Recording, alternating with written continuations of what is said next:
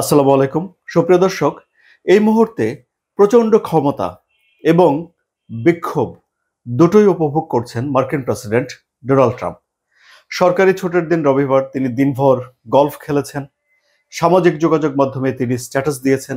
তিনি বলেছেন যে অবশ্যই যুক্তরাষ্ট্রকে জয়ী হতে হবে, তাদের জয়ী হতে হবে। বিষয়টি কঠিন তিনি মনে করেন, কিন্তু তারপরেও জয়ের জন্য তিনি প্রত্যয় জানাচ্ছেন। কেন এই ক্ষমতা উপভোগ করছেন তিনি, কিভাবে এবং কেন ডোনাল্ড ট্রাম্পের বিরুদ্ধে যুক্তরাষ্ট্রের 50টি অঙ্গরাজ্যেই বিক্ষোভ হয়েছে, তাই আলোচনা করব এই ভিডিওতে। সুপ্রিয় দর্শক, আপনারা জানেন যে ডোনাল্ড ট্রাম্প 60টি দেশের উপরে শুল্ক আরোপ করেছে। কোনো কোনো দেশের উপরে তিনি পাল্টা শুল্ক আরোপ করেছেন, অর্থাৎ যুক্তরাষ্ট্রের পণ্য আমদানি ক্ষেত্রে যে দেশ বেশি শুল্ক আরোপ করে রেখেছে সেই দেশের জন্য তুলনামূলকভাবে একটু বেশি শুল্ক তিনি আরোপ করেছেন। বাকি দেশগুলোর জন্য মোটামুটিভাবে কমনলি 10%-এর মতো একটি শুল্ক ডোনাল্ড ট্রাম্প আরোপ করেছেন এবং এর ফলাফল ভয়াবহ হয়ে পড়েছে। তাবৎ তাবৎ শেয়ার মার্কেটগুলোর সূচক সরসর করে নিচের দিকে চলে যাচ্ছে। একটা বিশ্ব মন্দার আশঙ্কা ধ্বনি উচ্চারণ করছেন অর্থনীতিবিদরা।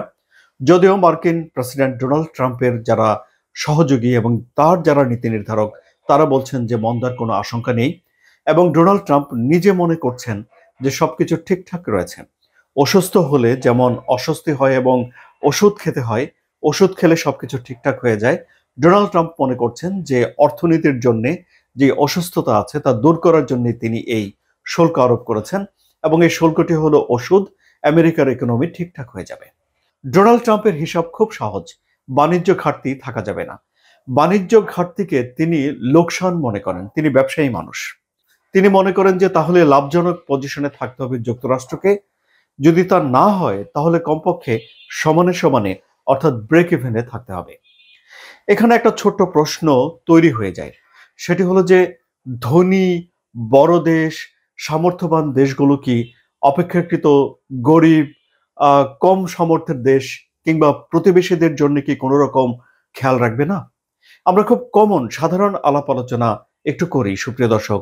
এই যেমন ধরুন, আপনার যদি সামর্থ্য থাকে তাহলে কি আপনি কি অপেক্ষাকৃতভাবে ইকোনমিক্যালি দুর্বল কন্ডিশনে যারা থাকেন, যারা গরিব, তাদের প্রতি কি আপনি বিশেষ দৃষ্টিতে যান না, সহায়তা করেন না?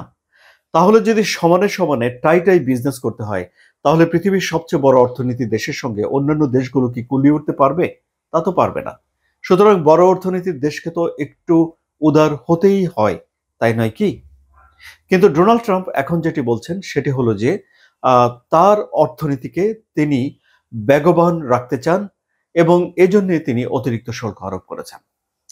তাহলে এই শুল্ক আরোপের পরে যে 60টি দেশের উপরে শুল্ক আরোপ করা হয়েছে তার মধ্যে 50টি দেশ এরই মধ্যে হোয়াইট হাউসের সঙ্গে যোগাযোগ করেছে। কেন? তারা ডোনাল্ড ট্রাম্পের সঙ্গে নেগোসিয়েশন করতে চায়, ডোনাল্ড ট্রাম্পের সঙ্গে কথা বলতে চায় এবং এই যে শুল্ক আরোপ করা হয়েছে সেই শুল্ক রিভাইজ করতে চায়। যদিও ডোনাল্ড ট্রাম্প এখনো পর্যন্ত, যে মুহূর্তে আমি এই ভিডিও করছি তখনও পর্যন্ত তিনি শুল্ক কমানোর কোনো রকম সম্ভাবনার কথা বলছেন না, কিন্তু সেই দেশগুলো চাচ্ছে আলাপ আলোচনার মাধ্যমে নতুন করে শুল্ক নির্ধারণ করতে। এবং কোনো কোনো দেশ এই প্রস্তাবও দিচ্ছে যে যুক্তরাষ্ট্রের পণ্যের উপরে তারা যে শুল্ক আরোপ করেছে সেই শুল্ক তারা কমিয়ে দেবে।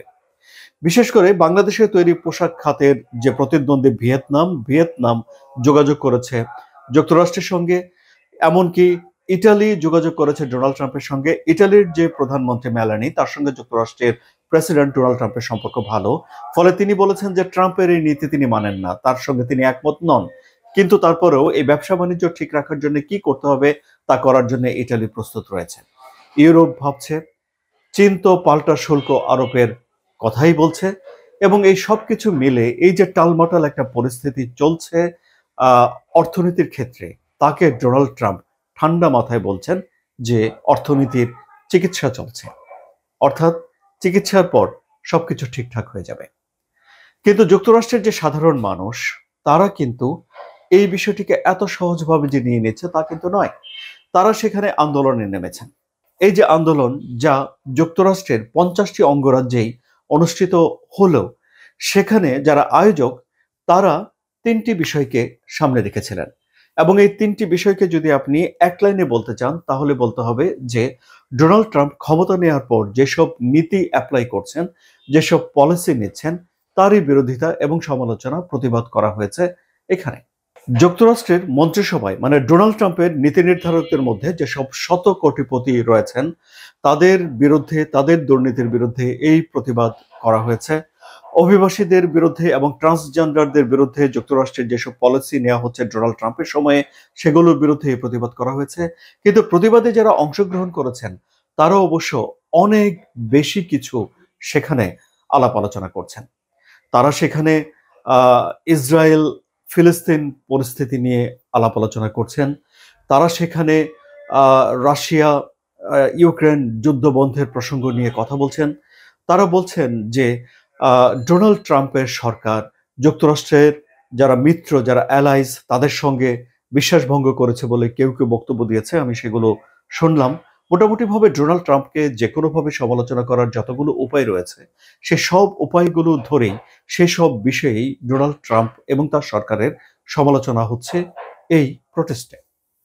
তাহলে সুপ্রিয় দর্শক, পরিস্থিতি এখন কোন দিকে যাচ্ছে? ডোনাল্ড ট্রাম্প কি তার দেশে যে বিক্ষোভ হয়েছে সেই বিক্ষোভের কথায় কান দেবেন? সেখানে বিক্ষুব্ধ মানুষ যেসব কথা বলছেন সেই কথাগুলো কি তিনি শুনবেন, নাকি তিনি বলবেন যে এটি তার তার প্রতিদ্বন্দ্বী ডেমোক্রেটদের তৈরি করা একটা বিক্ষোভ? কারণ এই বিক্ষোভের আগে বারাক ওবামা একটা বক্তৃতা দিয়েছিলেন, যে বক্তৃতাতে তিনি জনগণকে প্রতিবাদ করার আহ্বান জানিয়েছিলেন। এখন এই সবকিছুই দেখার অপেক্ষা। আপনাদের কি মনে হচ্ছে সুপ্রিয় দর্শক, যুক্তরাষ্ট্রের পরিস্থিতি কোন দিকে যাচ্ছে? আপনাদের মতামত কমেন্টে জানান। আলোচনা যদি ভালো লাগে তাহলে সাবস্ক্রাইব করে চ্যানেলটির সঙ্গেই থাকুন। ধন্যবাদ সবাইকে।